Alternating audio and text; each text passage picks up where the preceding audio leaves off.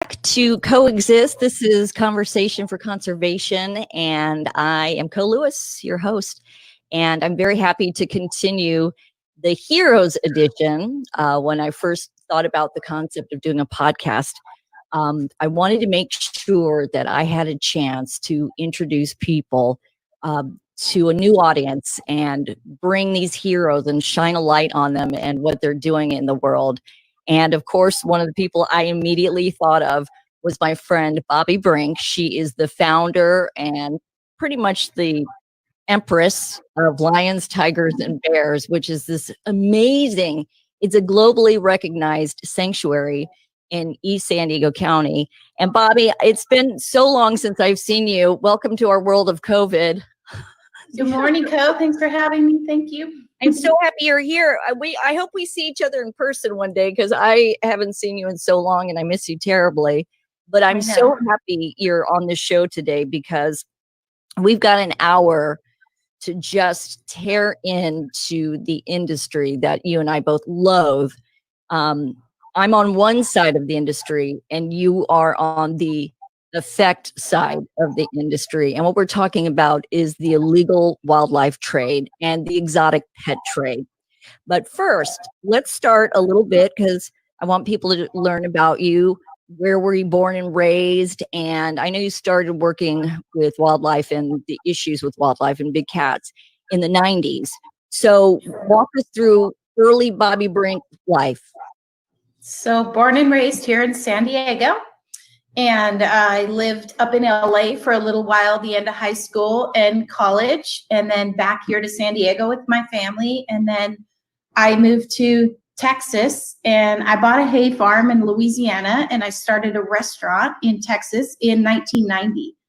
And when I was getting ready to put the equipment in my restaurant, I was reading the classified ads and I'd see lions, tigers, leopards for sale. And you don't really like it was a car for sale. Exactly. So I just got curious and answered an ad. And the first ad I answered was a lady who had lions, tigers, and cougars crawling around her mobile home floor, and you could just buy one like a puppy and take it home. And so I started volunteering for her and getting pretty involved. And she was a breeder. She bred for very big names like Walt Disney and just different people who would buy cats, but then anyone could buy one. And I just started answering more ads, and I would see so much, having a hay farm and having cattle. I would see the exotics for sale at the livestock auctions. I saw tigers for sale in the Walmart parking lot, and I answered an ad for a guy that had bears, and I told him I wanted to learn how to work around the bears. And he would leave all the time, and he would leave his bears for like a week at a time. And if I didn't go feed them, they didn't get food. And I called everybody to try to get someone to take care of the bears. And finally I followed him because I wanted to see where he was taking the bears. And I followed him from Southwest Houston up to the Texarkana border up there. And he was setting up rings to wrestle bears. So this was in 1990, 91. So $1,000 was a lot then. People would pay $1,000 to wrestle the bears, and all the other guys would bet who was going to win, the bear or the guy. So total loser, but just would see more and more and more. And then when I came back home in 1998 is when I decided I was going to start Lions, Tigers, and Bears. Because Mark and I, we tried to help some leopards, and we actually built them a cage in Texas. And the deal was we would pay to build the cage, and then they would spay and neuter the animals. They would never be bred again, and they would live out their life. Well, it wasn't a month after we finished the habitat, the cat was bred. Yeah. So I told Mark, I'm not doing this anymore. I'm going to start a sanctuary. We're going to do it right, and we're going to do right by the animals. And that's exactly what we've done. And, that's one of the things that when I first met, I don't even actually remember when I met you. I remember everybody saying, "Oh, you've got to meet Bobbi at Lions, Tigers, and Bears." And I kept hearing about Lions, Tigers, and Bears. I didn't know where in the county it was. I just heard, they're like, "You two would just get along." And they were so right. Once again, the love for animals and conservation amazing people. Our lives intersect, and it was like I felt like, again, I had a soul connect when I met you. Like I felt I'd known you my whole life. It wasn't like we needed to ramp up to become friends. We were instant soul friends because Yep. we have so much in common. And for you to identify a crisis, an issue, like literally, I think the public has no idea how awful this is, and that you literally can go into a newspaper and buy an exotic pet. And I liken it to where, let's say you put a lion through movie curtains, like curtains close, and you just see the lion. Beautiful, wonderful animal. How cool. It's a lion. But if you opened up the curtain and you saw all the wreckage and damage behind that lion, get that lion right there, people's eyes, well, A, they would be sick to their stomach, and their eyes would be probably falling out of their head like, I had no idea. So with that thought right there, so here we're in Africa with Nasefu Wildlife and other great organizations out there fighting poaching and the illegal wildlife trade, trying to break up smuggling and all that stuff, smuggling animals out to the US, to Saudi Arabia. And Bobbi's organization is dealing with the wreckage of what happens when they get over here and they're abused and neglected.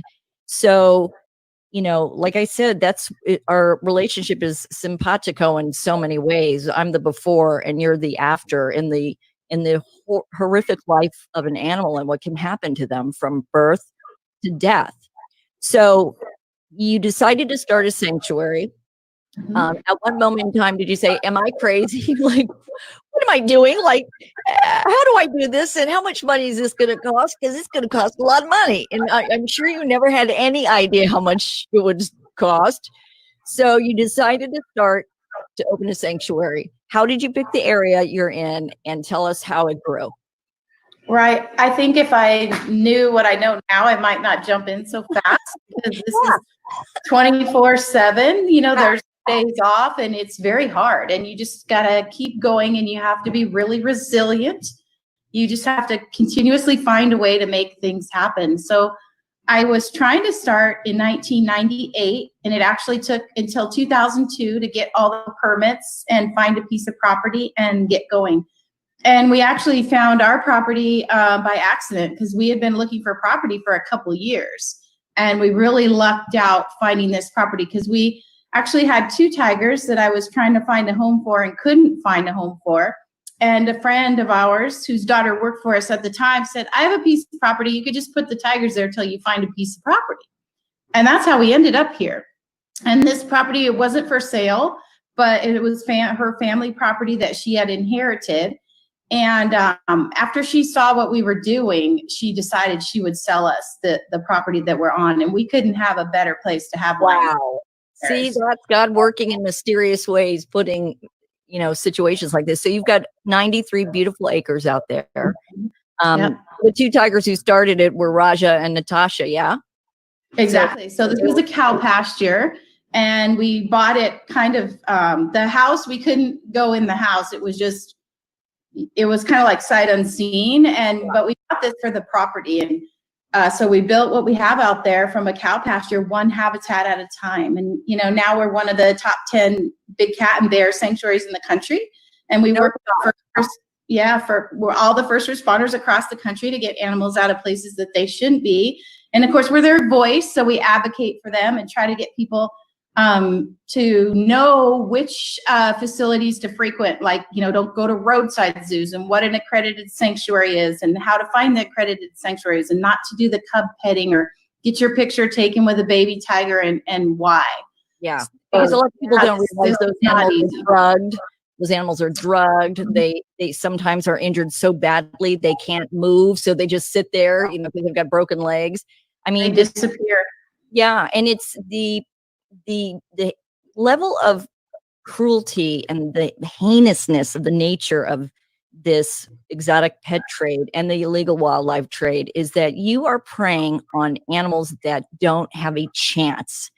They're ripped away as babies. People don't realize the majority of animals who are smuggled in the trade never make it, and they suffer cruelly in the thing.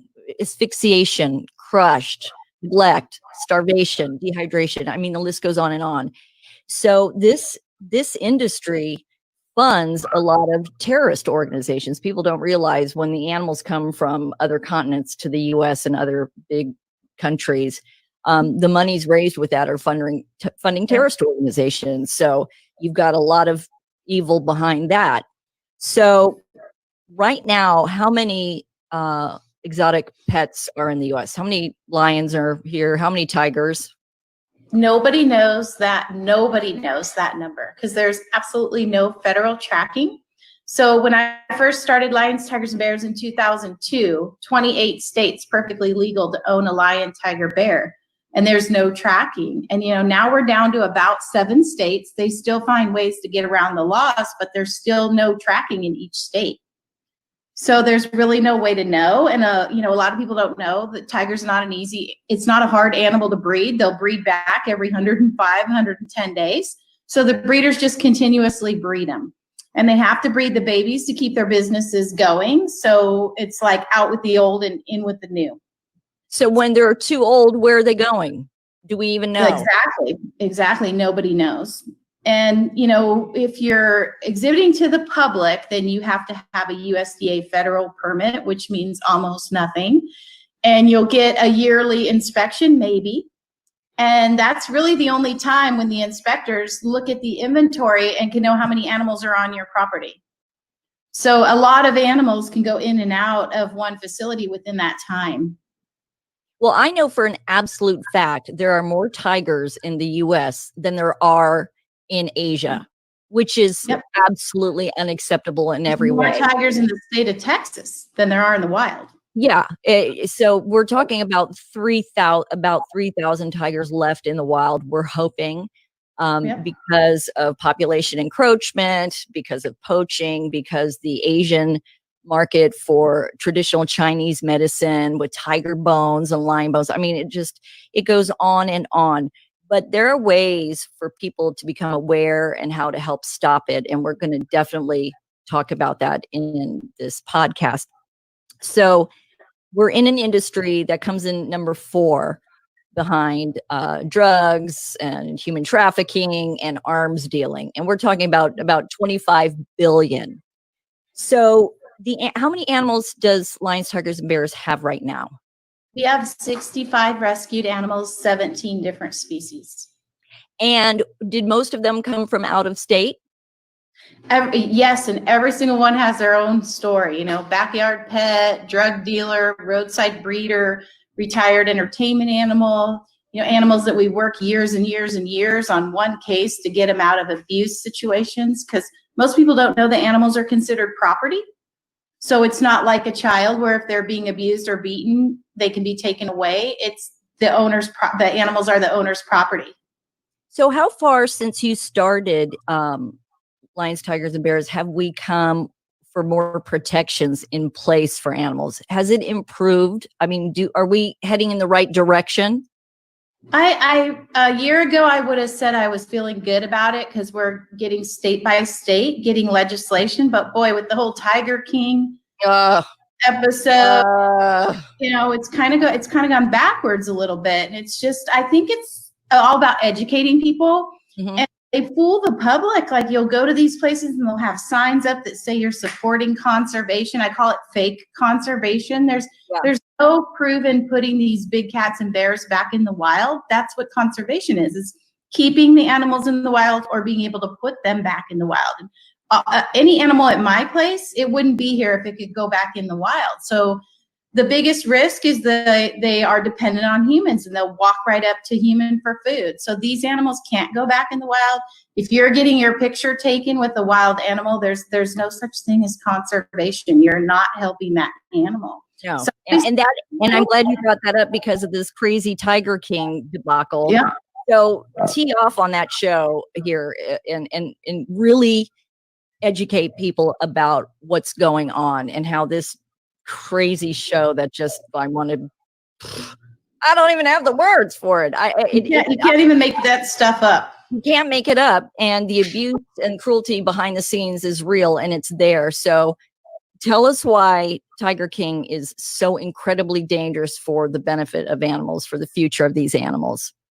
I met Joe in the early 90s, and it's like you instantly, this is why there's lions, tigers, and bears. This is why there needs to be change. I mean, all they care about is the attention that they get, the sex, the drugs, the photo opportunities just make them the money to do everything that they do. And even right now, even though he's finally in jail with a 22-year prison sentence, the animals aren't safe. The animals got left with Jeff Lowe, as many people know. And now we're working on, Jeff Lowe, because he's in a position where he's fixing to lose the property that the animals are on, but he has another piece of property up in Thackerville, Oklahoma, where we believe he's probably trying to open a strip club with cup petting.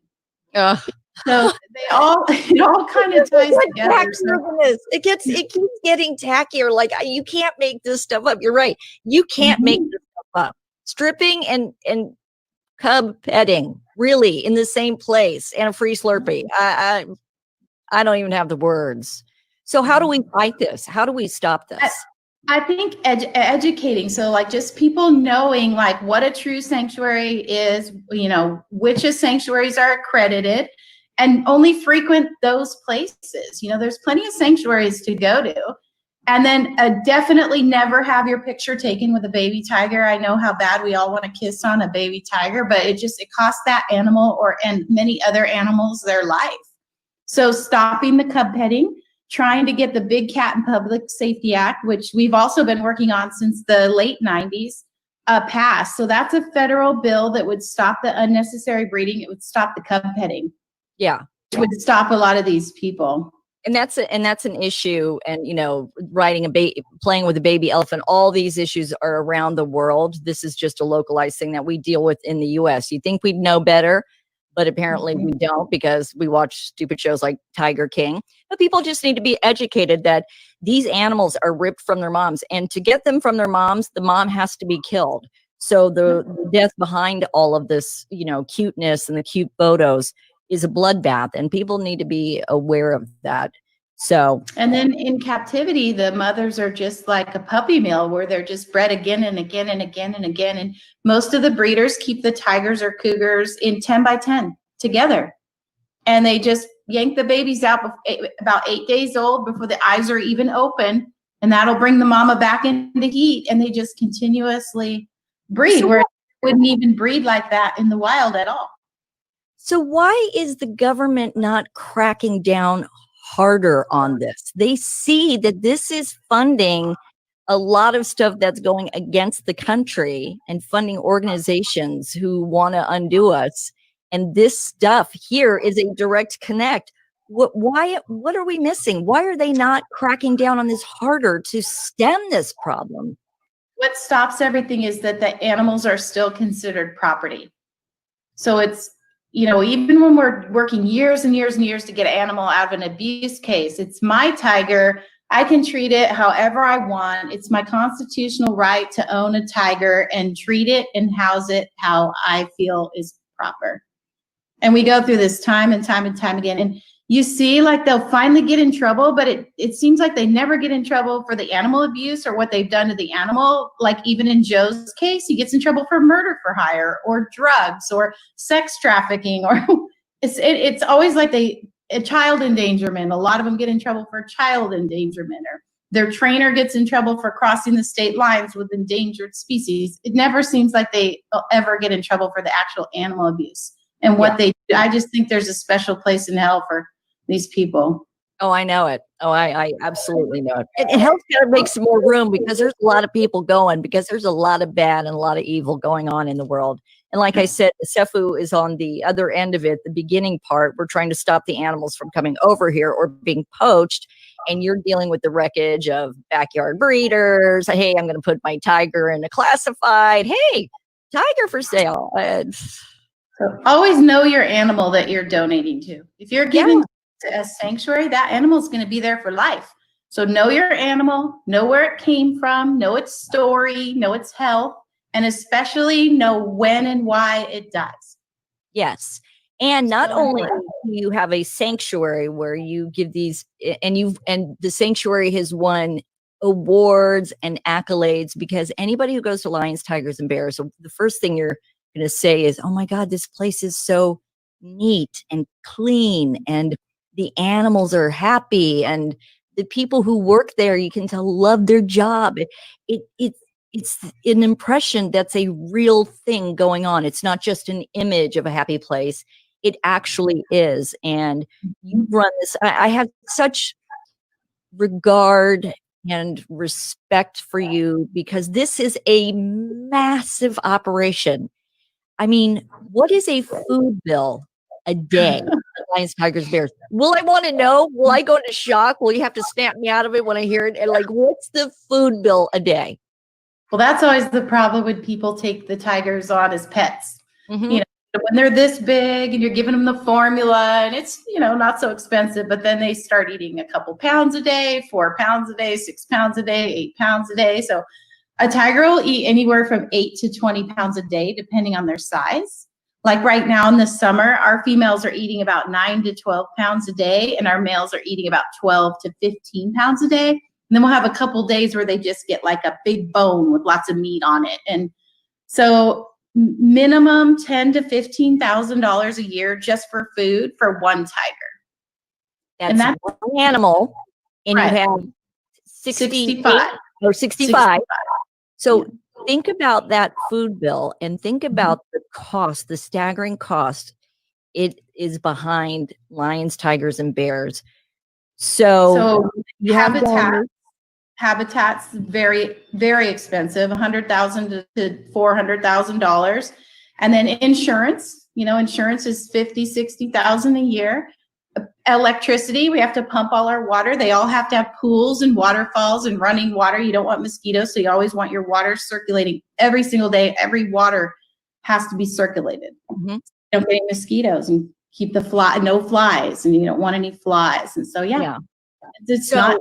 And it's staggering. So how does lions, tigers, and bears function? You've got a lot of donors. You have a lot of people who love what you do and believe in you and helping, but still, that can only go so far. Are you doing grants? Are you, how are you maintaining this magnificent sanctuary? Because it is very expensive to take care of these animals, and you're doing such a beautiful job. So how can somebody help, and how do you do it? So we just continuously fundraise. We do a lot of direct mail. We have a lot of people who give monthly, like some people give $10 a month, some people give $100 a month, some people give $25 a month.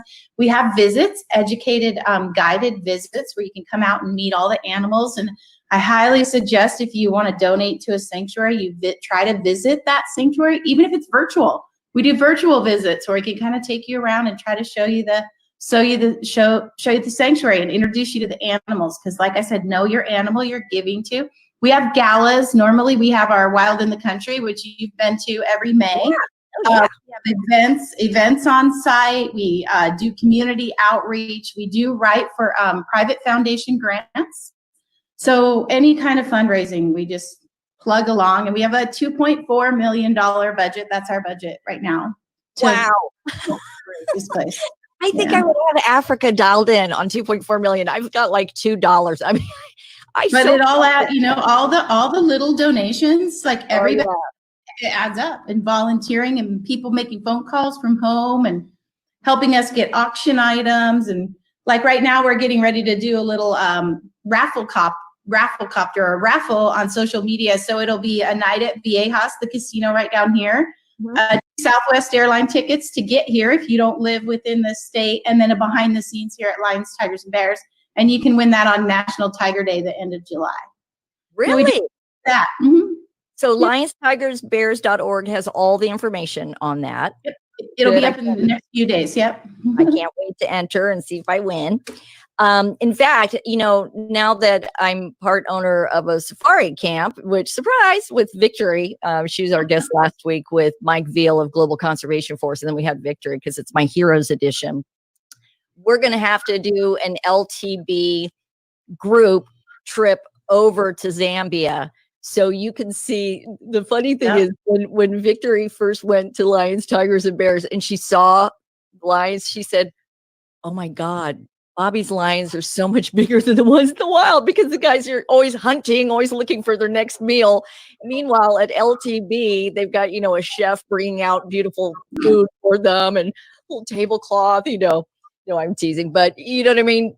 They're brawny and scrappy over there and they're scarred. And then you look at your beautiful animals, they're pampered and loved and having a beautiful life, the life that they should have. If they have their wildlife stolen away, then this is the life they should have.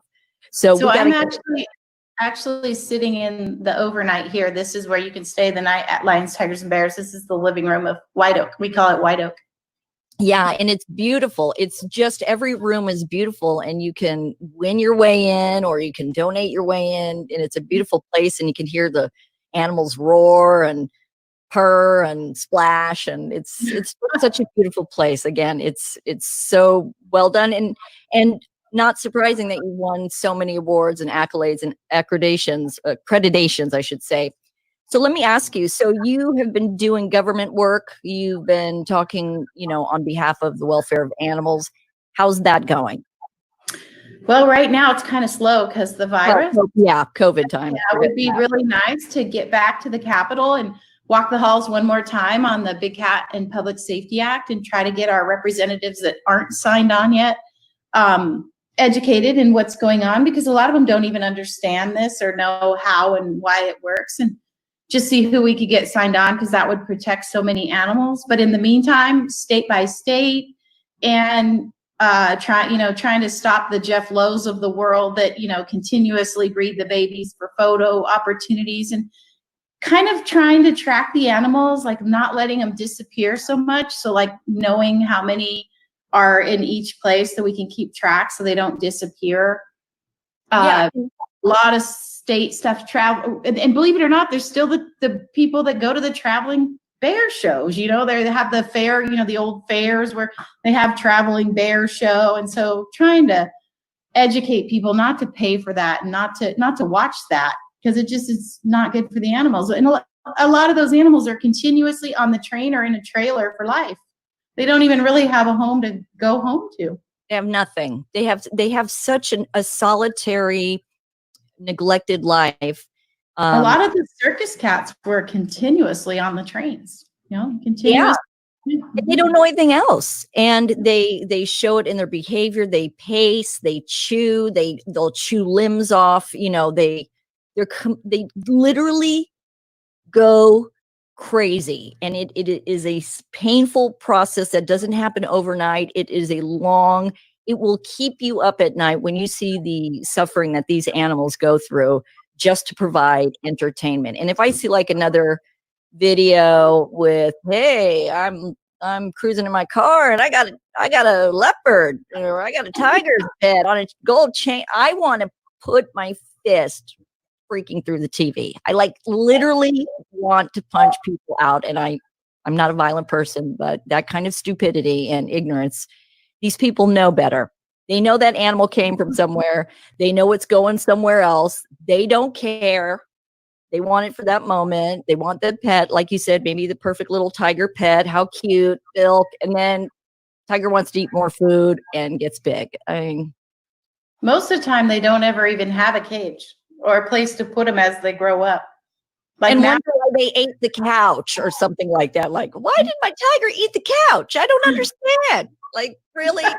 You didn't figure that one out. The cat would grow really big, seriously, and would want to eat stuff. Please, kills me. So what do you have? Well, COVID's impacted all of us, it's frightening. And I'm worried about a lot of nonprofits, like smaller ones like ours. Many of them are not going to survive COVID. They're just not going to make it. You know what I mean? They're on such a fine budget and just on the margin. And it really frightens me. And the work is so necessary and it's so needed. Has COVID impacted LTB a lot? Because it sure has impacted DeCefo. Yeah, it's been really hard. And the first thing, we had to lay off some staff, which of course makes more work for all of us staff that gets to stay. And we do make quite a bit of income from the educational visits. So of course, for the longest time we were closed. We are slowly reopening right now, which will help. But boy, it's a tough year. Yeah. We're just doing what we do best, just fundraising. We launched our Help Us Hang in There campaign, which was asking for $20 donation and peer-to-peer fundraising. And that went really well. And just, all the little donations, they really do add up and they really do help. So that's how we're making it through. Well, I'm in awe of you because we're still at that size where we're still, for the small budget we have, we've been very impactful. Like I always say, Vic and I laugh, if we ever got some serious money, just get out of our way. I mean, because we have things to do, you know what I mean? So we could all learn from your business model of how to run a sanctuary. I mean, it's a 24/7 job, but it's a job that you love and you care about. And not only that, not only do you have your sanctuary, but you've got the big trailers. You take animals from different sanctuaries around, you transport them. You also help when there are wildfires. I know you've gone up north to save horses and everything like that. I mean, you guys are always on the go. Exactly. We have a beautiful, a little semi-truck and hauler.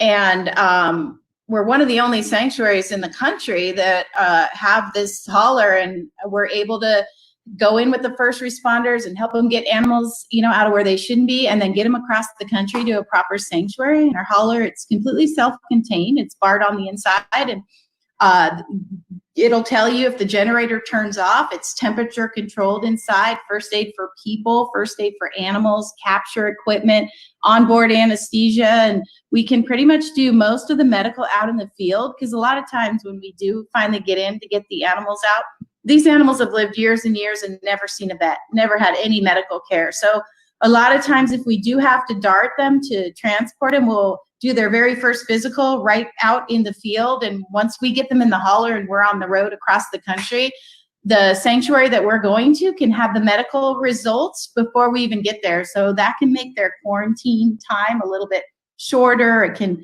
help. I mean, we've even been medicating animals with worming medicine and parasite medicine before we get them to where they're going, which helps too. So sure. I mean, that's proactive. Wonderful.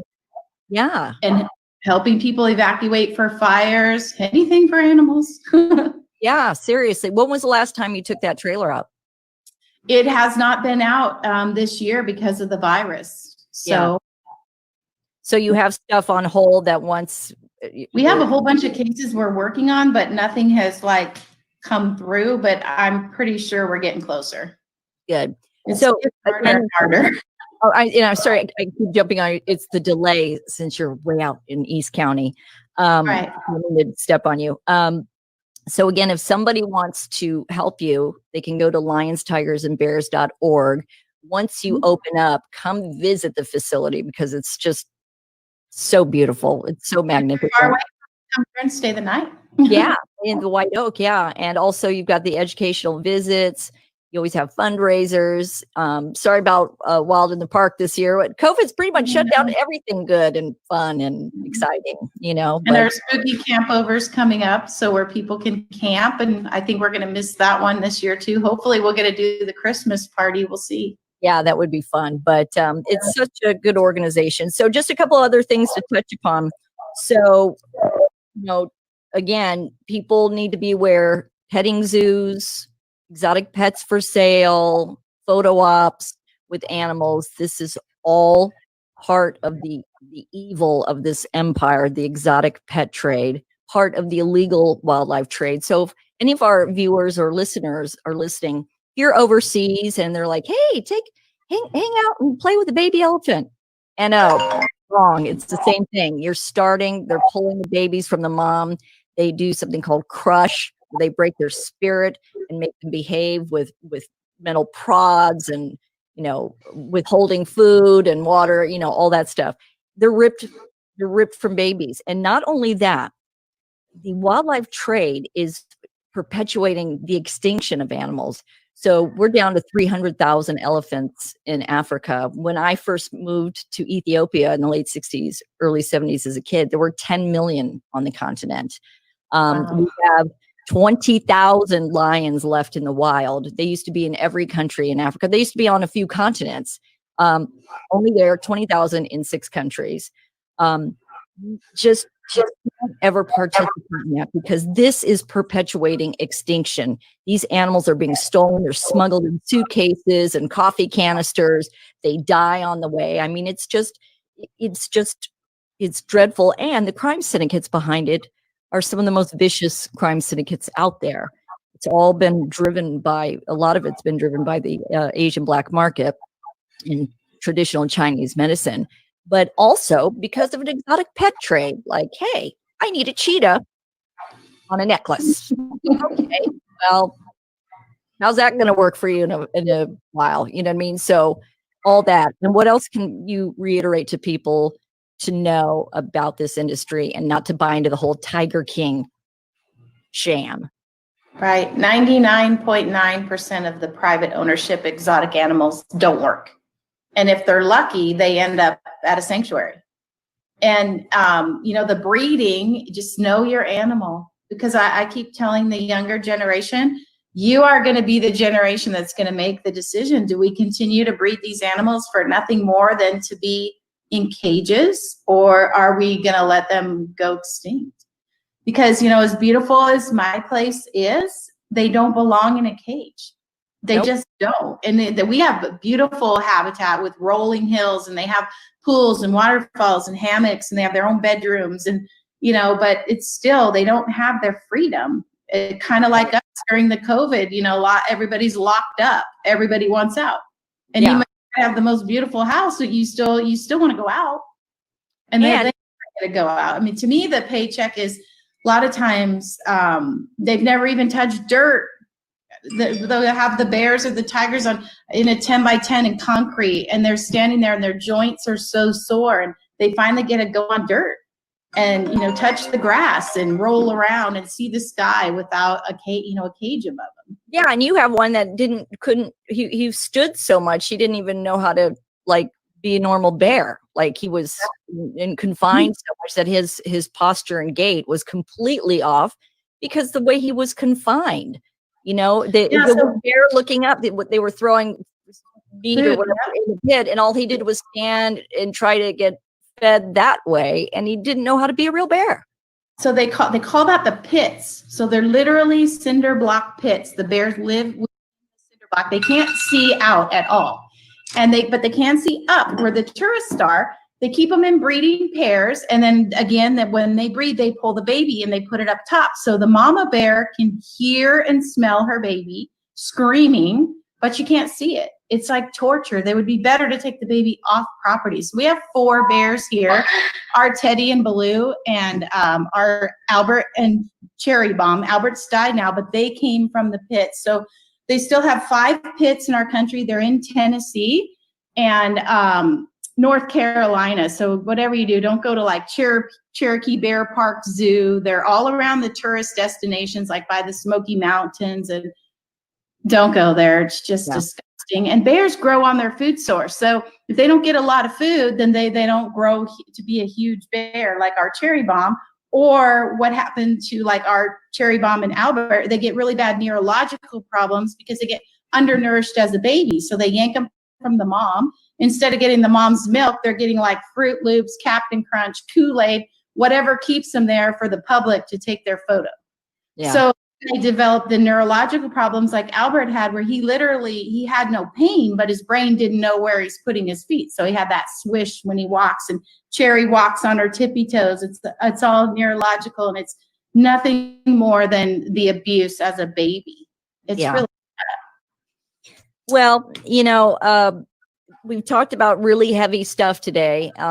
It's hard to hear, but it's something that that message has to be spread. People have to be aware of it, and you can be proactive and do something. You can be the change in the world like Bobbi and her team and do something about it.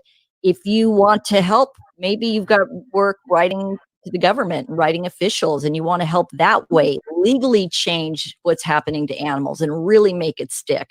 So you don't have classified ads of lions for sale, and a free car. I hear all the time, oh, they don't read the letters, or my letter won't make a difference. Don't think like that, because they have to take your call. and they will answer your letter. And a lot of times, if you're on our email list and you're in the states that we're working on, we need you to write a letter, because we need the people in that state. We need that representative's constituents to write the letter. So don't think your letters and your phone calls don't help, because they do.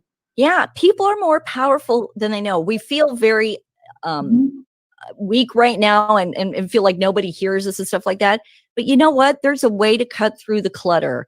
And if you've got a strength and you're, like I said, good with this or good with grants or whatever, find that path and be the change, because you have no idea how you can change the world until you just try it. Yeah, you're going to get knocked down. And I'll be honest, it can be really, like, how many times have I been sobbing in the middle of the night? I'm sure you have too, where you're like, what am I doing? Can I do this? But you know what? It's so worth it. It's so worth it. So if you want to help Bobbi and her amazing team, if you want to learn more, I encourage you to go to Lions, Tigers, and Bears. If you come to San Diego, it's in East County. It's so worth the trip. It's absolutely beautiful. Visit their website at lionstigersbears.org. And again, Bobbi, not only do I truly consider you to be like my soul sister, I'm just so proud of you. I see what you go through every day. I watch those emails. I watch you like a hawk, and what you've achieved in such a short amount of time, and the gift of love and care to these animals and other animals, and spreading the awareness of the situation, the exotic pet trade and the roadside zoos and the petting zoos. You are doing God's work. There is nothing else other than I can say. You are walking it, and you are talking it, and you are actually doing it. I couldn't be more proud of you, and couldn't be more proud to have you as a friend. So proud. Thank you, Co. Vice versa. I love you. Oh, I love you too, sweetie. So again, thank you for your time today. Please give my love to everybody. I'll come out when COVID's a little bit better and it's not 100 degrees. I know it's hot right now. Whoa. We miss all the animals up there. So it's a beautiful place. And again, I'm so proud of you. Again, lionstigersandbears.org is the website. My fabulous friend, Bobbi Brink, there on the other screen. And I love your trophy husband and all the crew out there. I really appreciate it. All right. So that is Coexist for today. Hey, feel free to email me at coe@nsefu.org. That's our foundation, NSEFU.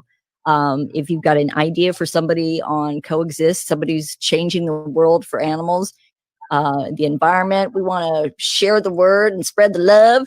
And coe@nsefu.org. And you can check out our website at nsefu.org and see what we're up to on the other side of the globe, trying to help the animals over here by stopping them from coming over here and becoming bred and all that stuff. So, all right. Well, thank you for your time today. We appreciate it, and be the change in the world. And we love you, Bobbi. Thanks again. Love you. Bye. Bye. Bye.